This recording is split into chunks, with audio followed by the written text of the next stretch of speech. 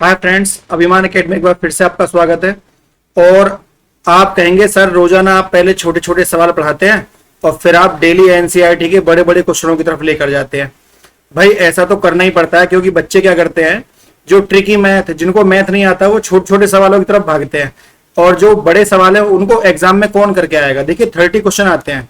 30 question में जो हमारे 15 क्वेश्चन होते हैं, 15 क्वेश्चन हमारे पेडोलॉजी के होते हैं और 15 क्वेश्चन हमारे मैथ के होते हैं। इन 15 में से 6 क्वेश्चन जो होते हैं वो तो आसान आसान होते हैं, लेकिन जो 9 क्वेश्चन होते हैं वो थोड़े टफ होते हैं। और जो थोड़े टफ क्वेश्चन है 9, इनको कौन करके आएगा। हालांकि मैं आपको डेली पेडोलॉजी भी पढ़ा रहा हूँ, शॉर्ट क्वेश्चन भी पढ़ा रहा हूँ, लॉन्ग भी पढ़ा रहा हूँ, तो आप हमेशा, लेकिन मैंने ये देखा है अगर मैं पहला ही क्वेश्चन बड़ा रख देता हूं तो बच्चे वीडियो स्किप कर देते हैं, मतलब मैथ को पढ़ना नहीं चाहते। तो ये एक बात बता रही है, मैथ के प्रति जो उनका डर है वो साफ साफ दिखाई देता है। उनको लगता है कि जो थ्योरी है, जैसे सीडीपी हुई, हिंदी हुई, जो हमारी और प्ले लिस्ट है और वीडियो हमारी पढ़ी है, उनको पढ़कर नंबर आ जाएंगे। पर मैं आपको बता दूं, ऐसे बच्चे 90 नंबर में से 89, 88, 87 नंबर पर फेल हो जाते हैं। क्यों? आप कितनी मेहनत कर लीजिए, यदि आप 30 नंबर के पोर्शन में से यदि आप 25 से ऊपर नंबर नहीं लेकर आ रहे हैं, तो यहां पर आपका दूसरा पोर्शन इतना भी अच्छा नहीं हो सकता कि आप उसमें 28, 29 नंबर ले आए। तो वो कहीं ना कहीं वहां पर एक प्रॉब्लम क्रिएट होती है।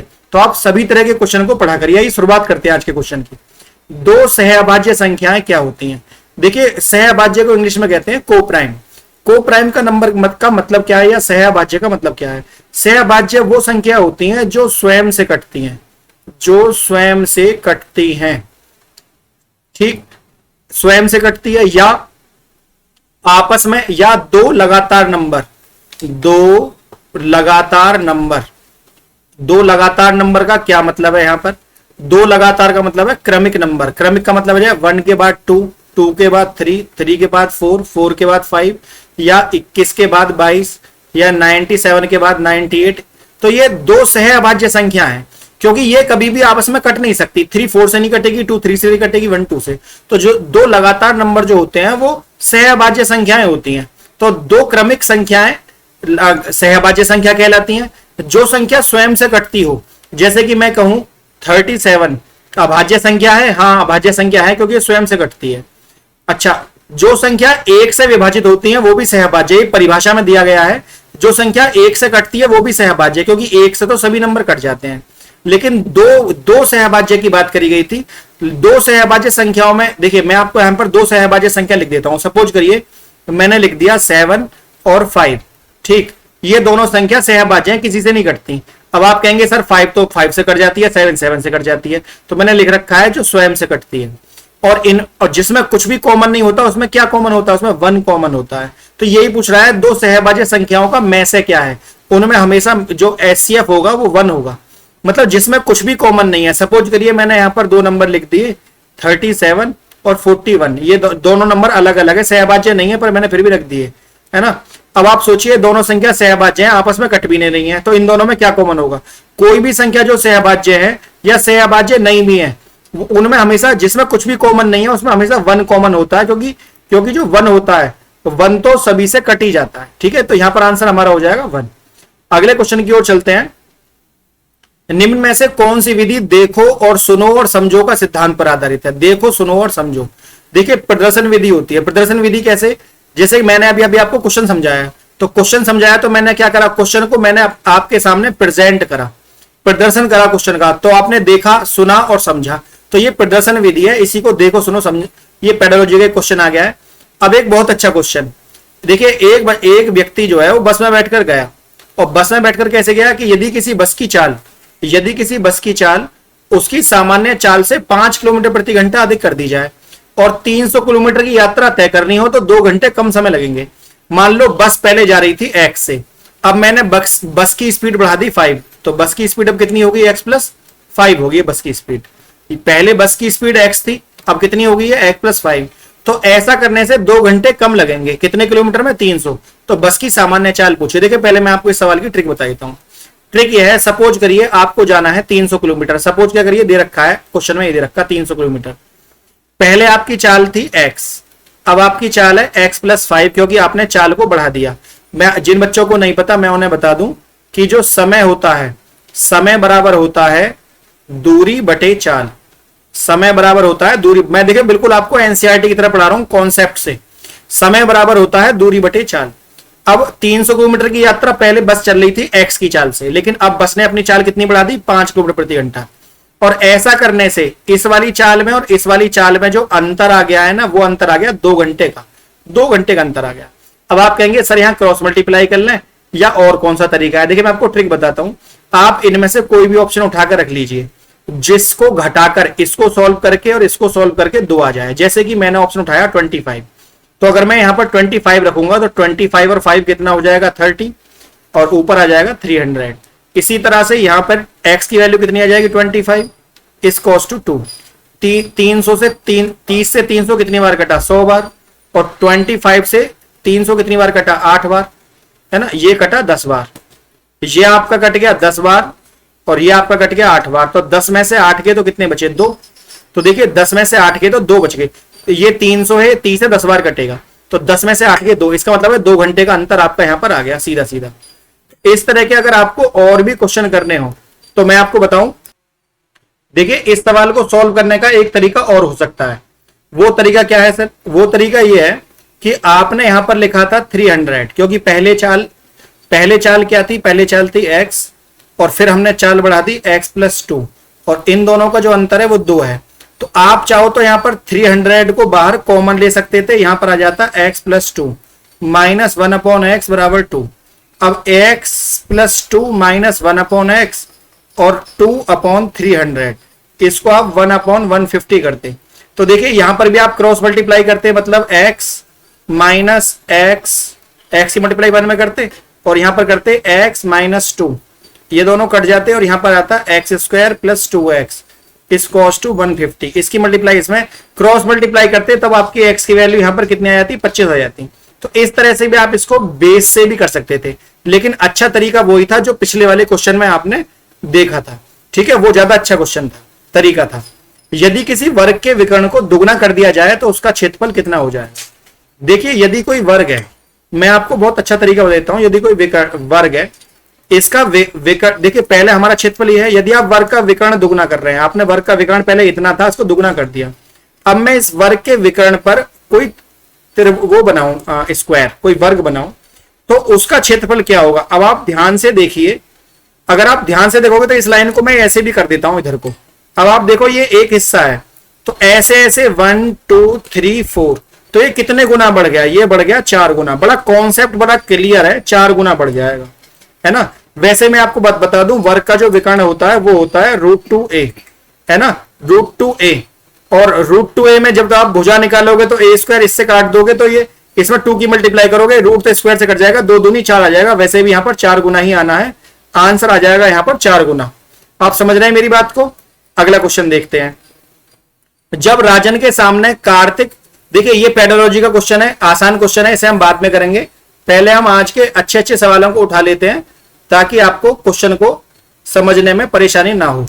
ठीक, ये है क्वेश्चन पहला हमारा 41।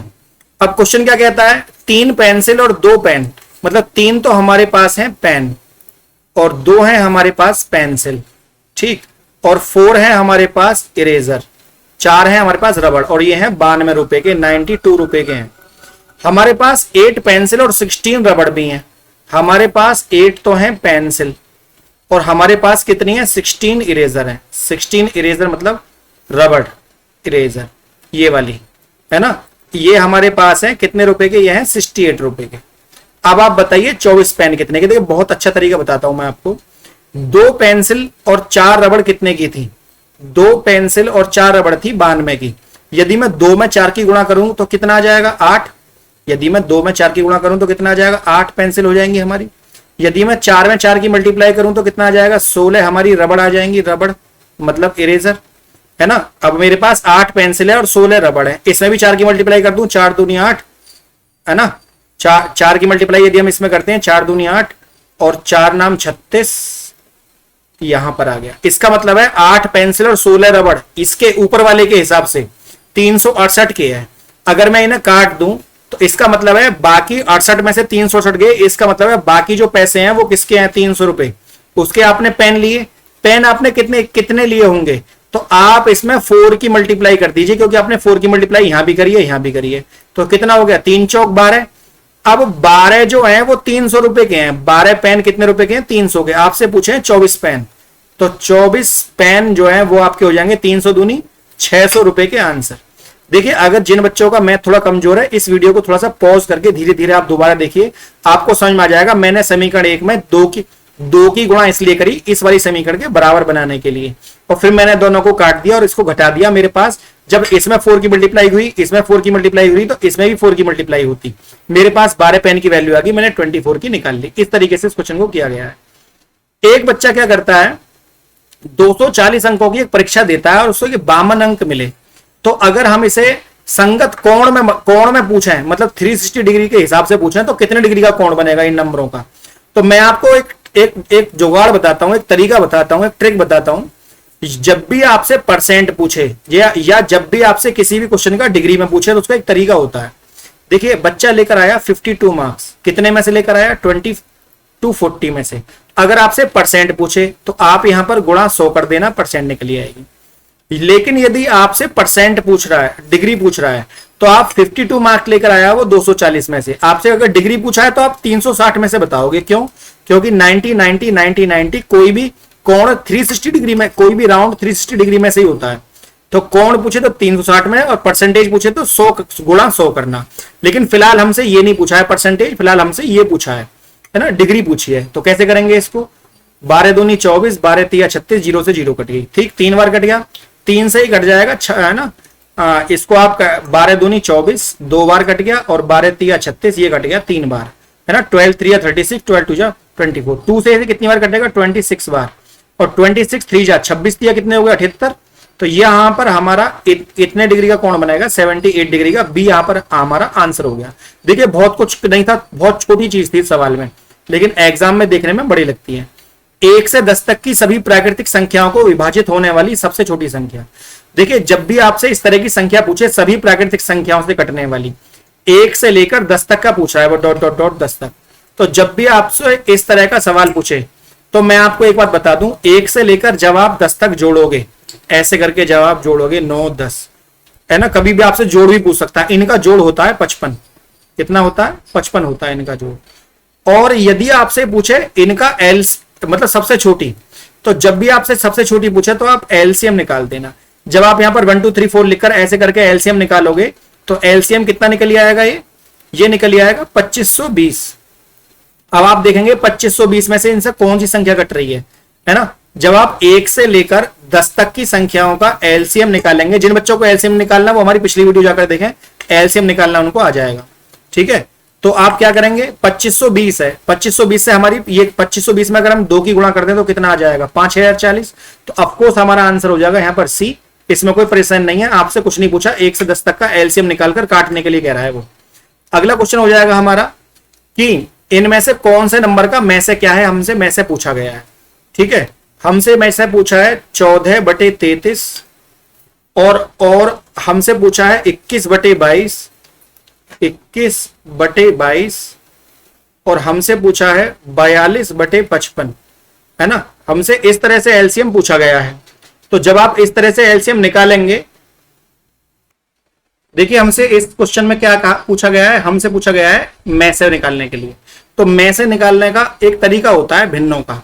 भिन्नों का इस देखिए, ये हमारे पास भिन्न है तो इसका एक फॉर्मूला होता है। फॉर्मूला होता है भिन्नों का में से।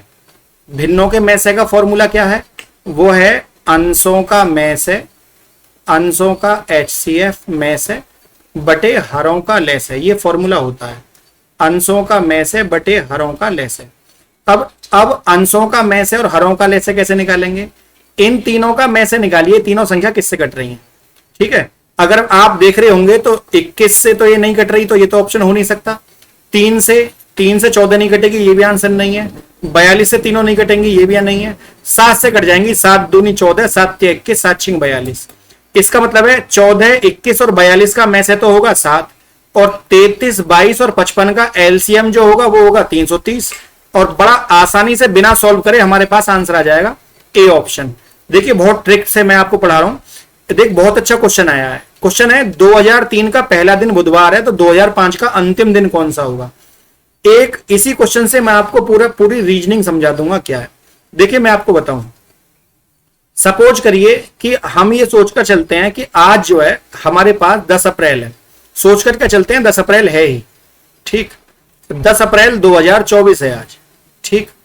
अब मैं आपसे पूछूं 2025 में क्या कौन सा दिन होगा, है ना, और आज का जो दिन है वो है बुधवार, आज का जो दिन है बुधवार है वो, और मैं आपसे सिंपल ये पूछूं, बट मैं आपसे ये बात सच पूछ रहा हूं, झूठ नहीं, 10 अप्रैल 2024 को वाकई में ही बुधवार है आज, और मैं आपसे पूछूं कि 10 अप्रैल 2025 को कौन सा दिन होगा, तो आपको बिल्कुल भी हिचकना चाहिए, आप इसमें एक दिन बढ़ा दीजिए, बुधवार के बाद यहां पर हो जाएगा गुरुवार या बृहस्पतिवार, है ना। अगर मैं आपसे पूछूं कि 10 अप्रैल 2026 में कौन सा दिन होगा सर, तो देखिए बुधवार बृहस्पतिवार, यहां पर क्या आ जाएगा, यहां पर आ जाएगा शुक्रवार।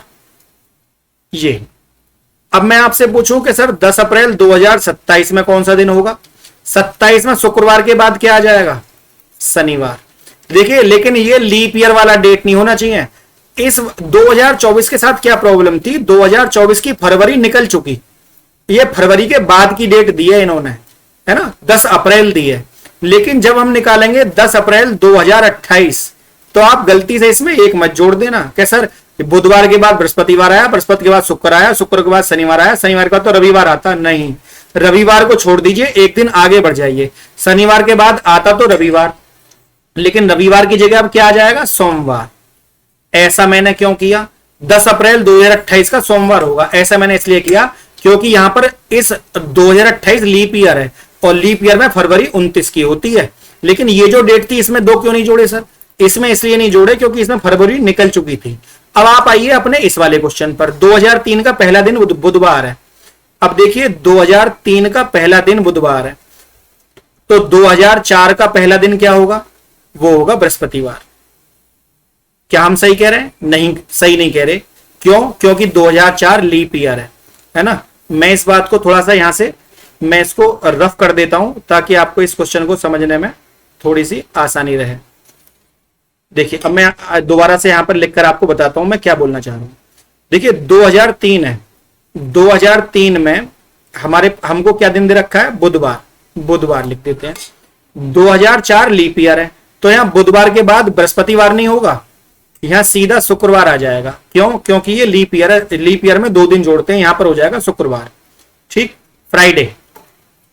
जैसे ही हमने यहां पर शुक्रवार किया, 2003 के बाद 2004, हमसे पूछा है 2005, अब 2005 का पहला दिन कौन सा होगा, 2005 का पहला दिन हो जाएगा शनिवार, शनिवार।